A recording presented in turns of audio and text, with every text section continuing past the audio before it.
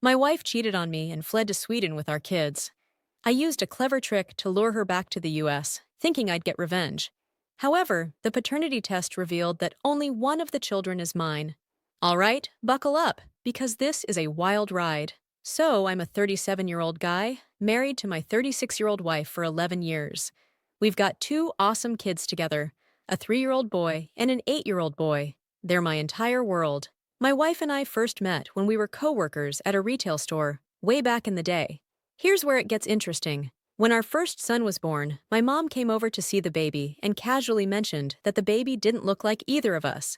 She didn't make a big scene or anything, and honestly, all newborns look kind of the same to me. But older folks always claim they can spot family resemblances, so I just brushed it off. My mom has always been a bit of a troublemaker anyway. I was too in love with my kid to let her comments get to me. Then things took a turn. I saw a notification on my wife's phone from someone named Charlie. We both knew a Charlie from back in the retail store days, but I wasn't sure it was the same guy. The message preview said, "I'll remember last night for a long time," which set off all kinds of alarm bells because she was supposedly out watching a movie with her girlfriends. My suspicions went through the roof. When I got a moment alone with her phone, I checked the chat. Yep, it was the same Charlie from back then, but now older. I hadn't kept up with him and didn't think she had either. The messages confirmed my worst fears. They had slept together the previous night. She had lied straight to my face and left the house just for that. The worst part? I had no clue how long this had been going on. Was it since our dating days, just a week ago, or had they been hooking up regularly throughout our entire marriage? This uncertainty was driving me insane. I knew I had to confront her, but wasn't sure how. First, I took screenshots of their chat and sent them to myself. No way was I letting her deny it later. When she got home, I didn't say anything right away because my mind was racing with a million thoughts. I wanted to be thorough and catch her in any potential lies. The next day, I was ready for the showdown. I asked casually if she'd heard from Charlie recently. She tried to play dumb and asked, "Who's Charlie?" After I reminded her who he was, she finally said, "Oh no, I haven't heard from him in ages." But her face told me she was lying. I pressed her again, and she changed her tune, admitting they might have spoken recently. Trying to act nonchalant, I told her maybe I should reach out to catch up with him. That's when she froze. I started to chuckle, and she angrily asked what I knew. I laid it out. "I know about you and Charlie." I begged her not to play dumb because I had proof. She went silent and then started crying, burying her face in her hands. I've seen her cry before, but this time, it just made me furious. She didn't seem to think about the impact of her actions while she was with Charlie, but now she wanted me to feel sorry for her? It was maddening. Eventually, she looked up with tear-filled red eyes, and that's where this messy story leaves off. So it was a rainy day, and she came over to apologize. She insisted it only happened once and was a massive mistake. She said she regretted it immediately, claiming she was in a vulnerable state and made the worst decision ever. Honestly, I had my doubts. I felt like she was lying about it being just once, so I decided to call her bluff. I told her straight up that I knew it wasn't just one time and demanded she tell me the whole truth. I even mentioned that Charlie's brother, our ex-coworker, had spilled everything to me. That's when she broke down again, crying even louder and more annoyingly than before. I pressed her for the truth, and that's when she admitted she had slept with him a few times, but not more than 10. Can you believe it? Trying to minimize cheating by saying it was less than 10 times. I lost it and threw a ceramic ornament at the wall. I told her I wanted a divorce and was about to leave the room. But before I did, I dropped one last bombshell. I was getting our kids a paternity test, no ifs, ands, or buts. She looked like she was losing her mind, but I didn't care. I was a bit worried she might do something drastic, though. I called my kids and said, "Hey, let's go get some ice cream." It was late, but not too late. I needed her to pull herself together before I came back. This wasn't about pitying her. I just didn't want my boys to see their mom in that state. She didn't protest as I took them out. I went back in, whispered for her to get it together, and left with the kids. We had a great time eating ice cream, kind of like a little slice of happiness amidst the chaos. I love my kids so much, and they always brighten my days. But I couldn't shake this gnawing feeling that they might not be mine. It was heartbreaking. I've been their dad for so long.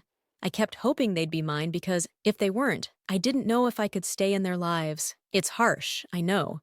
but constantly being reminded of my wife's infidelity would be tough. Anyway, after that, we barely spoke all week. I was sleeping on the couch. If you're wondering why I didn't kick her out, it was because I didn't want to worry my sons. At the end of the week, I served her divorce papers. She started crying again, and I couldn't tell if it was genuine or just regret for her actions. I told her not to make it difficult and to sign the papers. During the proceedings, I'd get a court-ordered paternity test. If she hadn't been unfaithful, she had nothing to worry about, right? This brings me to why I'm writing this. I thought this would be a straightforward divorce, but things got complicated. One day, as I was leaving for work, she said she wasn't feeling well and wouldn't be going to work. She looked like she had been crying all night, but I didn't care and left her at home with our son since it was the weekend. When I got back home, something felt off. The house was eerily quiet. I called out for them, but no one answered. I went to my son's room and noticed it was emptier than usual. Some clothes were missing. Panic set in. I ran to our room and saw that my wife's clothes and a few suitcases were gone too. It hit me like a ton of bricks. She had taken the kids. Maybe there was a reasonable explanation, but it seemed unlikely. Her not leaving any messages or calls made it clear she didn't want me to know what she had done. So, yep, my wife had taken my children, and I had no idea where they were. All right, let me paint the picture of what I was feeling at that moment. Talk about a cocktail of emotions. I was a wreck. Worried, panicked, furious, scared, and downright confused. I was dialing everyone I could think of, like a madman. I called family in the city and even those in nearby cities. I rang up her friends and even some of her coworkers. But nope, nobody had seen or heard from my wife. Or at least that's what they were saying. She wasn't answering her phone, and I was freaking out for 2 whole days, completely clueless about where she was. Luckily, I was confident my kids were safe because it seemed like she had planned this out, but man, after those 2 days, I was ready to call the cops. I had to know where she'd taken our kids. I was dreading the whole process of involving the authorities, so I decided to give it one last shot and reach out to those closest to her. One of her best friends had some info, but still had no clue where she was. It was actually calling her parents one more time that finally gave me the answer. She had taken our kids to her parents' place in Sweden. Yep, she flew our kids out of the country without a word to me. By that point, my emotions had boiled down to pure rage. I don't think I've ever been that angry in my life. And the worst part? She still wasn't picking up her phone. I wanted to smash things, throw stuff around, and scream at someone. But I knew that'd just end with me wrecking the house and losing it at the first person to cross my path. So, here I am. My wife and kids are in another country, she's ignoring all my calls, and I don't even know where exactly in Sweden her parents live since I've never been there. Sure, I could force her parents to tell me, but then what? Do I fly out there, grab my kids, and bring them back to the US? What would my plan even be? I'm really lost here, and that's why I need your advice. First off, I know there has to be some legal stuff preventing her from just taking our kids out of the country like that when we have joint custody. It can't work like that, right? Anyone with legal know-how, I'd really appreciate your help to figure this out. Thanks. Edit. Well, she finally reached out to me, and I'm not proud of this, but I completely lost my cool. I needed to let off some steam, and boy did I take that opportunity. I think I shouted at her for 10 minutes straight. After my rant, there was this awkward silence before she claimed she took the kids just to visit her parents.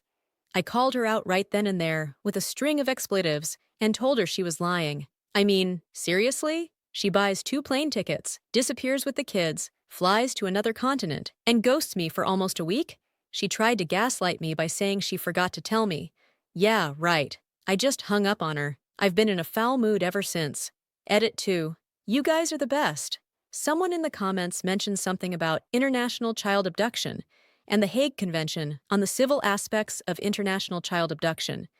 That totally cleared up a lot of my legal questions about getting my kids back. I'm ready to get a lawyer and do what's necessary. It'll actually be kind of satisfying to see her face some consequences for this mess. I'll keep you all updated on how things go. Update 1. Hey everyone, I'm back with a major update. So, my wife took off with our kids to Sweden without even asking me for permission or telling me about it. She sneakily left when I was out at work and then ignored my calls for nearly a week, which drove me nuts. Thankfully, I contacted a lawyer, different from my divorce lawyer, to help me get my kids back. Huge shout out to the commenter who mentioned the Hague Convention on International Child Abduction. that really pointed me in the right direction. So, this treaty basically deals with cases where a parent takes a child out of the country without the other parent's consent, which counts as kidnapping or abduction. My lawyer explained all this to me, and I'm trying my best to break it down for you. The treaty considers where the child usually lives, their habitual residence, and whether they were wrongfully removed. In my case, it was easy to prove my kid's habitual residence was the US, and they were wrongfully taken. My lawyer then did his thing, filing stuff with the Hague Convention, contacting local authorities, and a bunch of other legal steps. Honestly, I didn't bother with the nitty-gritty because I trusted him to handle it. I made it clear to my wife that I'd called the police and got a lawyer involved, so that's where things stand right now. So I was trying to get my son back, but she didn't even bat an eye. She straight up told me she wasn't going to let me break up the family. I thought it was ridiculous because, hello, running off to another country with our kids was already breaking the family. I knew her excuse was total BS. She was obviously scared about what I'd find with a paternity test. At least, that's what I figured. My lawyer sent a notice to her and her parents in Sweden explaining the legal consequences if she didn't return the kids. Yeah, getting my sons back would have been straightforward, with the help of the Hague Treaty and the Swedish police. But my lawyer thought it was smart to make her aware of how this could mess up her life big time, especially in a criminal sense. Part of me hoped she'd just give in and come back so we could handle everything peacefully. But another part of me wanted her to keep being stubborn so she'd end up in serious trouble. The notice we sent to her parents had the same info, but also pointed out that they were basically accomplices to the abduction. We gave her a week to bring the kids back to the US. Fast forward a week later, and my in-laws called me. After some awkward small talk, they admitted they didn't agree with what she was doing and had tried to convince her to come back, but she wouldn't listen. They begged me to be patient and let them keep trying to persuade her, but I told them I wasn't doing anything my lawyer didn't advise. The week was up, and she deserved whatever was coming. She stopped answering my calls, although her parents still did. It was so frustrating. I felt like I was going to lose my mind. She didn't care about the legal mess she was creating. The good news came when my lawyer called to say the green light was given for my sons to be recovered.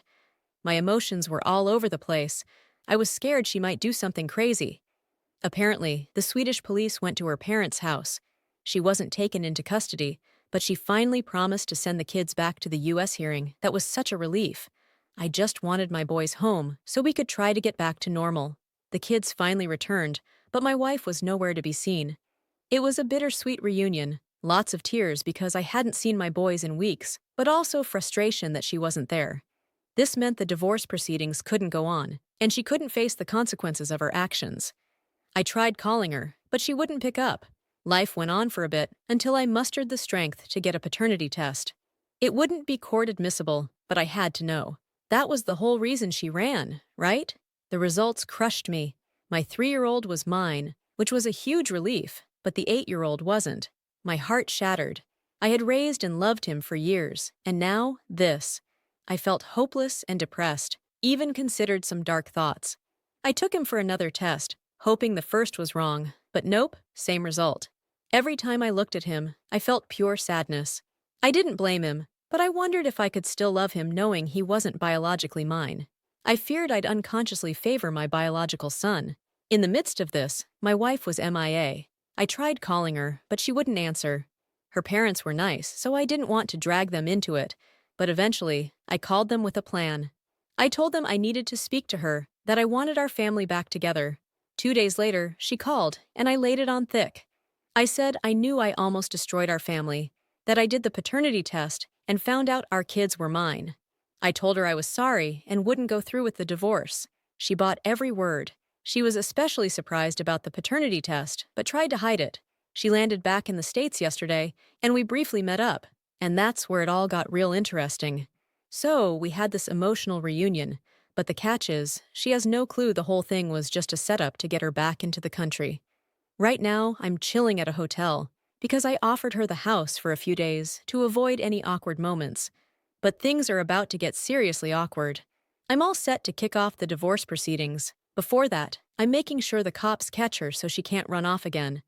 I'll keep you all posted on how it goes. Life's been tough, but I'm just glad things have leveled out a bit, even if I'm way less happy than I was a year ago. Anyway, I finally got my wife back to the States. As soon as she landed, I called the cops and my lawyer to make sure she'd face the music for what she put me through. A few days later, the cops came knocking while her son was at school. It stings to say her son, but I've got to be real about it, so the cops took her away without much drama. She didn't put up a fight or ask too many questions. As she was leaving, she looked back at me, and I couldn't help but smirk. She didn't stay in jail long because her family bailed her out quickly, but at least it made running off again less of an option. This allowed me to get the divorce ball rolling. The whole divorce saga wrapped up before her court case did, and honestly, I've had enough courtroom drama to last a lifetime. The divorce was pretty straightforward. I mean, she ran off with our kids. The court ordered a paternity test, which confirmed that only one of the kids was mine. My lawyer used that to argue that her running away was fueled by her infidelity. Even without the screenshots, my lawyer would have nailed it. The look on her face when the paternity results came in was priceless. I just shook my head and laughed. Given that she was a cheater and technically abducted my child, the judge had zero sympathy for her. I got full custody of my biological kid, and she was left to deal with her other son. I didn't have to give up the house, the car, or deal with any alimony. The judge even suggested she find the real dad of her other kid. That stung because it really drove home the fact that I'd been raising someone else's child unknowingly. It was rough saying goodbye to the boy I thought was my son. I know some might think I'm a jerk for not adopting him, but I hope nobody ever has to make that call. It's harder than it looks. In the end, she went to court for the international child abduction charge, and I was there for every session. Even though she didn't get as much time as I'd hoped, just 18 months, at least she faced some consequences for what she did. Meanwhile, I got the better end of the divorce deal and kept my sanity intact thanks to my biological son. Her life won't be easy when she gets out with a criminal record and no job. I also made sure everyone knows what she did. No protecting her reputation here. Her parents reached out and apologized, and they still want to be in the child's life, which I'm okay with as long as I never have to see her again. Yeah, it's pretty tough, but it's totally worth it. I'm really hoping I can stay strong as the years go by. And honestly, I hope you can pick up something from my struggles, so you don't have to go through the same stuff I did.